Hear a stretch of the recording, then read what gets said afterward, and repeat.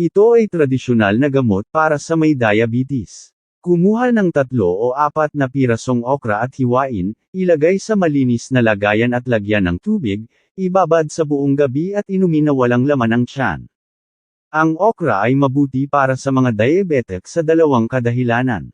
Ito ay isang mayamang pinagmumula ng hindi matutunaw na dietary fiber, na bumubuo ng pagkabusog, naantala ang paglabas ng asukal at nililimitahan ang pananakit ng gutom, sa gayon ay binabawasan ang mga calorie load.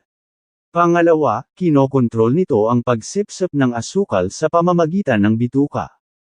Ang okra ay naglalaman ng pectin, isang uri ng hibla, na maaaring makatulong sa pagbabawas ng masamang kolesterol. Maaari rin itong e-promote ang pagkasira ng kolesterol at e-block ang produksyon ng taba sa katawan. Maaari rin itong makatulong na mapababa ang kabuuang kolesterol at triglyceride at e-promote ang paglabas ng amino acid sa mga dumi.